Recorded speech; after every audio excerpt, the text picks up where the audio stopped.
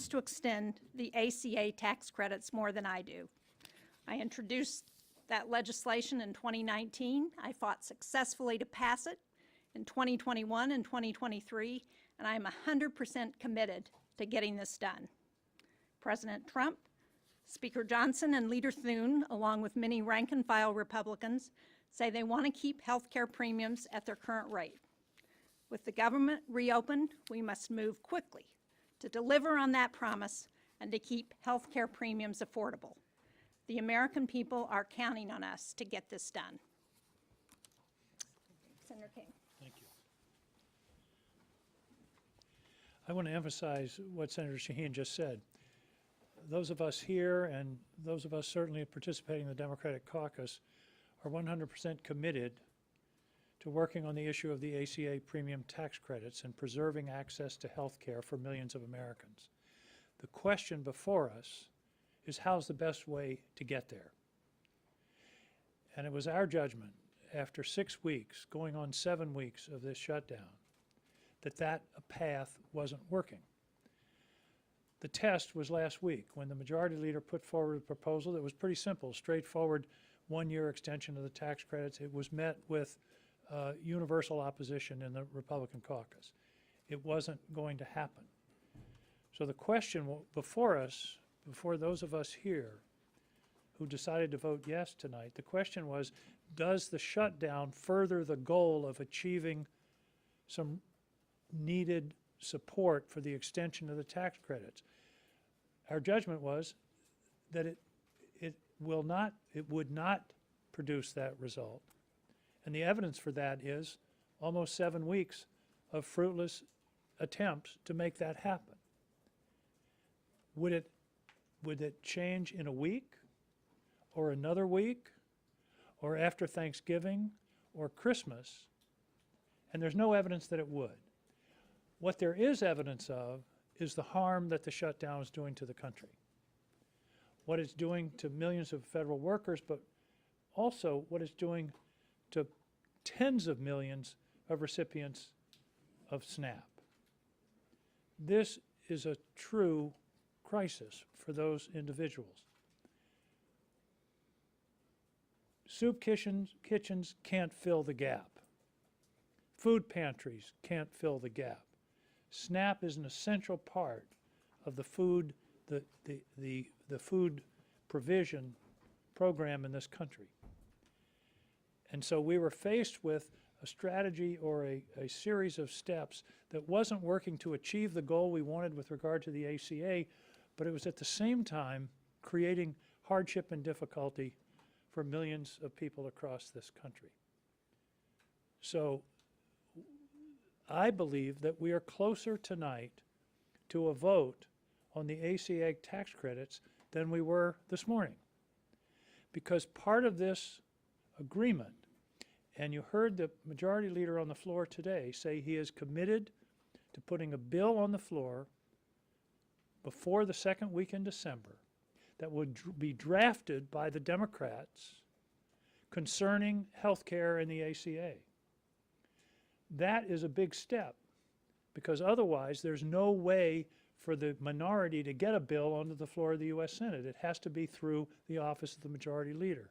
So that was a major step to get the majority leader to agree to make that commitment tonight on the Senate floor. So the sum is we are closer to the possibility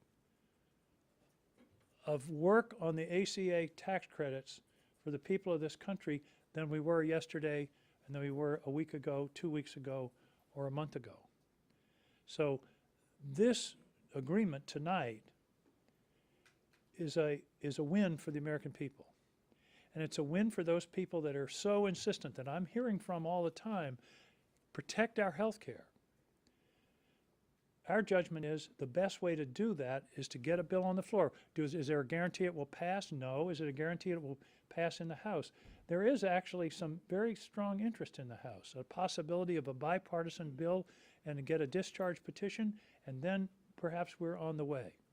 And we have that expression from Republican senators who are interested in working on a bill that will deal with the ACA issue and perhaps additional health care issues at the same time.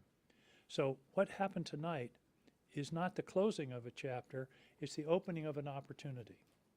What the chapter it does close is the damaging shutdown that is only getting worse, that is only going to impact more and more people, and it's an opportunity for us to move forward on behalf of all the people of this country on the issue of health care, but also on making the federal government function. Thank you.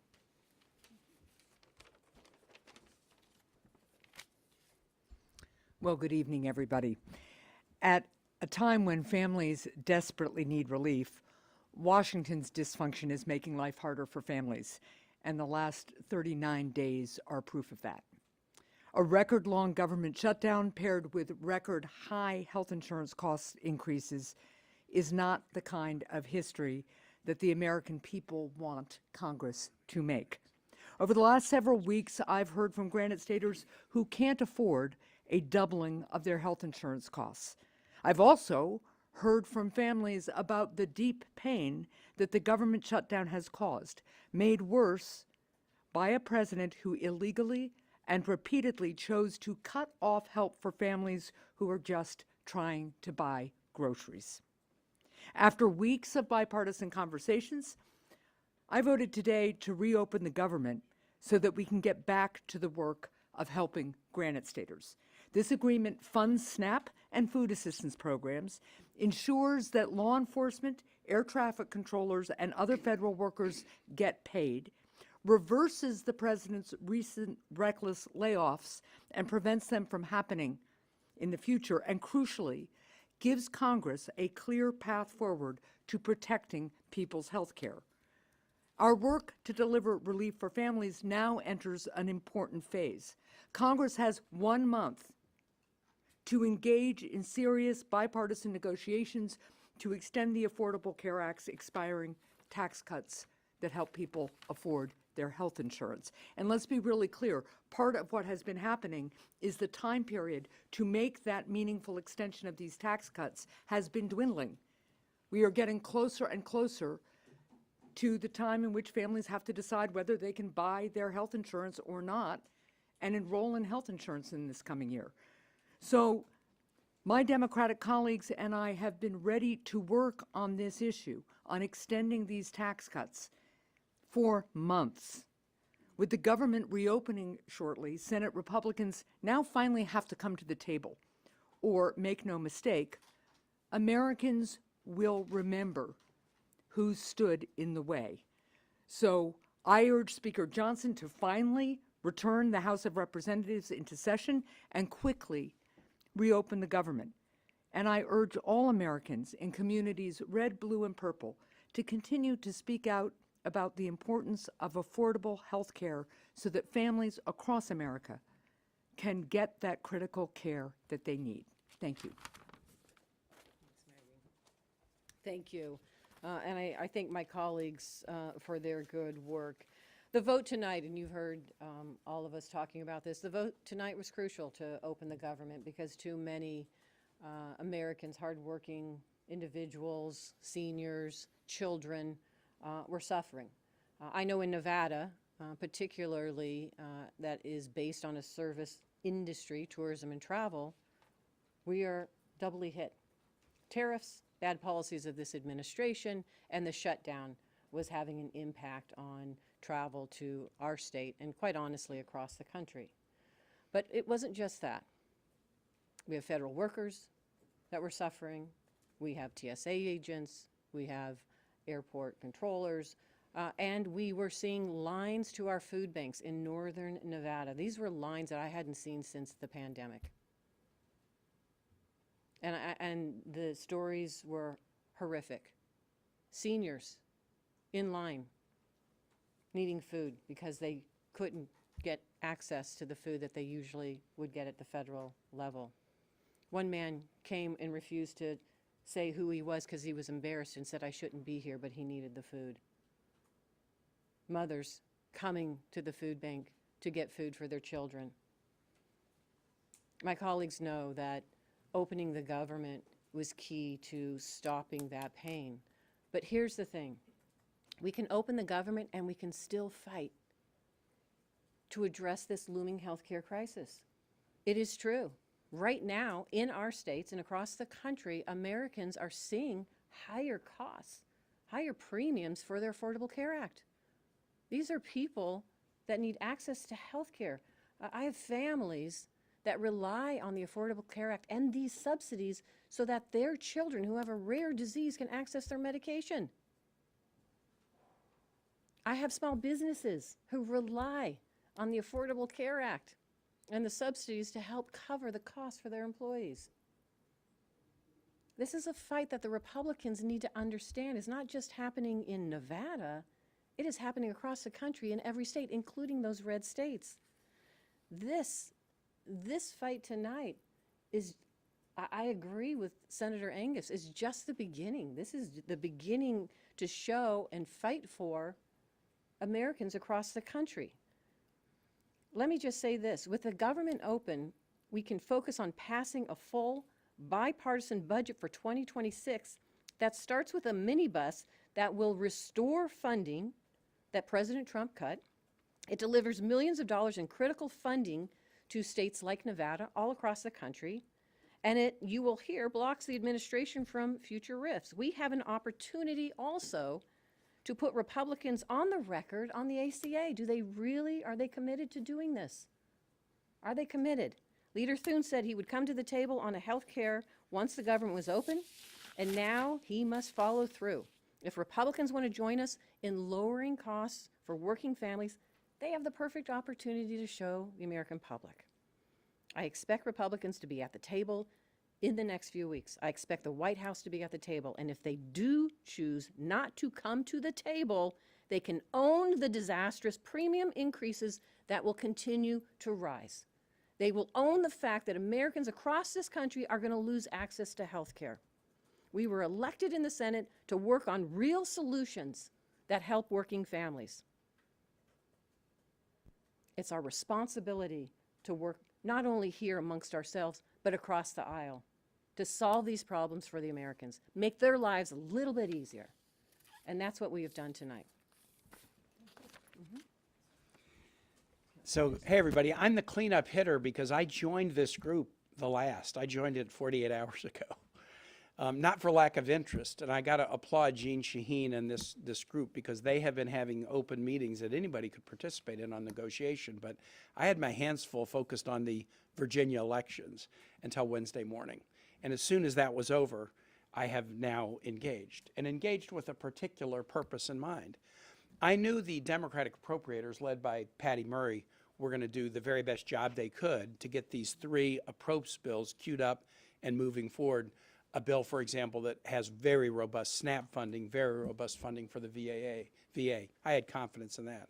And I had confidence in these guys that they were going to get the best possible deal they could get from Republicans on the ACA. We were in a situation where SNAP recipients were suffering, and there was no guarantee we would ever get to an ACA solution. Now we've got robust SNAP funding and a guaranteed vote, not a guaranteed outcome, but a guaranteed vote on ACA tax credits. But I engaged on the issue that I've been talking about for a month on the floor to Senator Thune, Katie Britt, Lindsey Graham, James Lankford, anybody who had listened to me on the Republican side.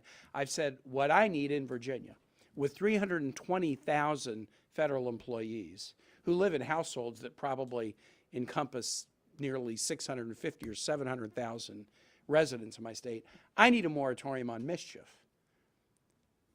My Virginians have been suffering under this administration. The shutdown started on January 20. I need a moratorium on the punishing of the federal workforce. That's what I need. And so I joined this group to make sure that we could get important protections for federal employees. And what we have in this bill is the restoration of all the furloughed employees and a guarantee of their back pay, the restoration of all RIFT employees who got RIFT after October 1 with all of their back pay, and a guarantee of no RIFs. No RIFs going forward. 2 million federal workers, not just my 300,000, 2 million federal workers who are not uniform military now have a guarantee of no RIFs going forward. So they don't have to go into the holiday season with anxiety about what's going to show up on their email one morning at 5:30 a.m.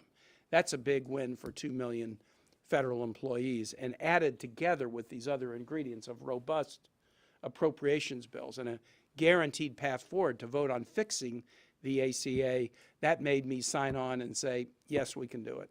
I had a number of Republicans on the floor tonight that said, we were amazed that you got that no RIF guarantee in there.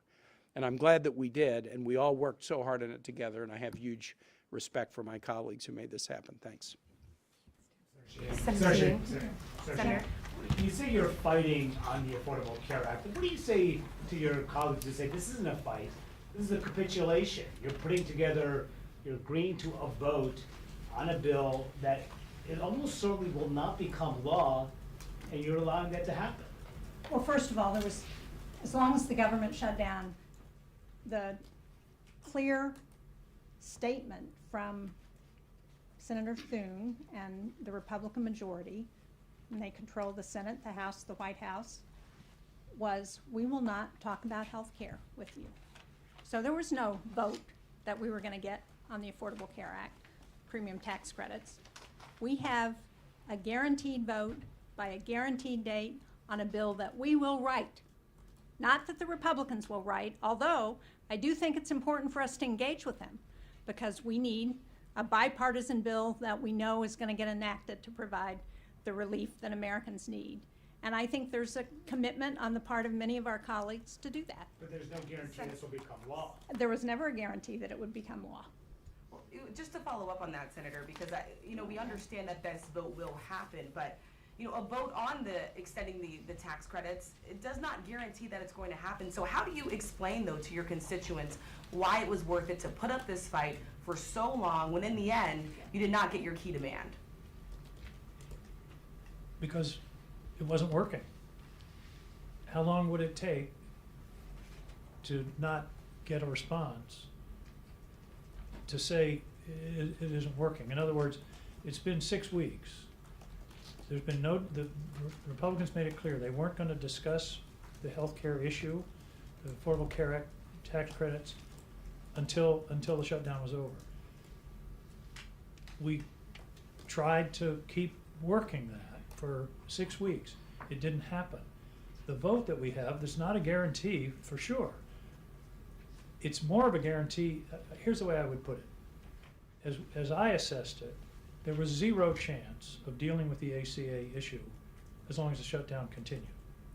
Now, I don't know, 50-50, but there's a lot better chance now than there was this morning, because nothing was happening, and there was no evidence that another week or another 2 weeks or Thanksgiving or Christmas was suddenly the Republicans were to come to us and say, oh, we want to now talk about the ACA.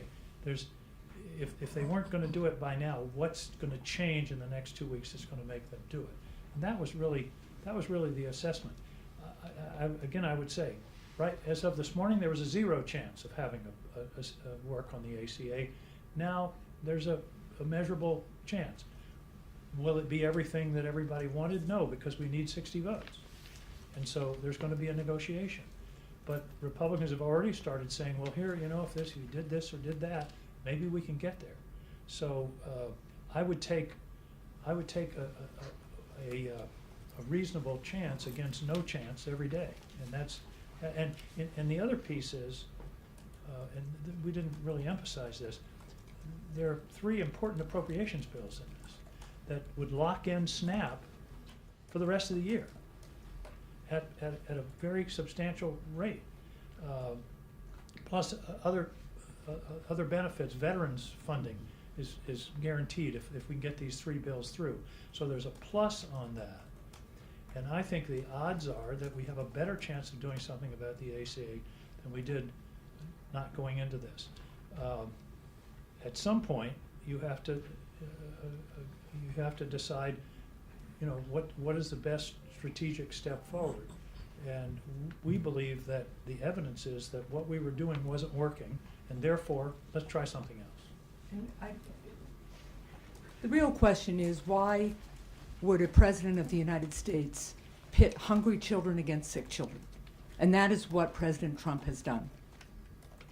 I mean, this is outrageous. We can't reach agreement on government funding, so the government shuts down, and even though the law is clear that he could fund SNAP benefits during a shutdown, he did not. And then he also said, and by the way, I don't really care if people's health insurance premiums get so high they can't afford their care. That's on Donald Trump. My vote today was to do two things, both equally morally important and imperative. One is to make sure that the government is functioning so that our kids eat, so that our elderly citizens eat, so that our air traffic controllers can get some sleep and earn money, get paid while they are working, so that our veterans are protected, and continue the fight to a realistic platform to get the premium tax cuts done. And if that is not successful, then shame on the Republican Party and shame on Donald Trump. But the American people will see who stands with them on health care and who does not. And that will be the platform of the next stage of the fight. I hope we can find bipartisan agreement on an extension of those premium tax credits. In New Hampshire, couples who are 60 years old or so, earning $85,000 a year, are seeing like a $15,000 increase in their insurance premiums. This has to get fixed. And we have about a month to do it before the harm gets to be irreparable. And again, if the Republicans can't come to the table and do something reasonable on this and make sure that people can afford their health care and that the whole private commercial market also doesn't see skyrocketing increases, then shame on them. What do you say to the millions of Americans who are already in the Obamacare exchanges, seeing premiums skyrocketed, who were hoping because of what you all said that they would get answers on what their premiums would be now, but have to wait weeks longer since you've decided to open the government without immediate action on the subsidies? Well, as Senator Hassan said so well, the Republicans weren't providing any commitment or even a willingness to vote or a willingness to discuss extending the premium tax credits. We have the opportunity to do that now, and we will hold their feet to the fire. And just quick, most of us up here in the group of 8 that voted for this tonight have voted repeatedly with the Democratic strategy of we're not opening and we want you to take action on the ACA tax credit. But after 40 days, it wasn't going to work. So here we are in a situation, and this was the reality. SNAP recipients suffering, nothing happening on ACA. The vote tonight will be full, and not just last year's, but full and robust SNAP funding for SNAP recipients and a path on the ACA. So from suffering and no path, we've now got robust benefits and a path. And that's what we tell our constituents. Senator, if I could just ask, there's already calls now from Democrats in the House that are saying Leader Schumer should step aside, he should be replaced. You know, the 8 of you today voting with Republicans to advance this plan to reopen the government, does that just further the divides within the Democratic Party right now? No. When I talk to my constituents in New Hampshire, you know what they say to me? They say, why can't you all just work together to address the problems that are facing this country? We put the Senate back on a path to start doing that today, and we're going to continue to work that way. All right, one last question. If Yeah. the president doesn't agree and Republicans block the extension of AC subsidies, would you guys be willing to vote again against government funding in January when this funding runs out? That's certainly an option that I think everybody will consider. Thank you all. Thanks, All right, guys. thank you, everybody. Senator King? Is that one of your Angus? It's not mine. That's mine. Sir, Angus, can I grab it? can I ask you on the RIF stuff? Yeah. What was the process with the White House? We wanted to get you details.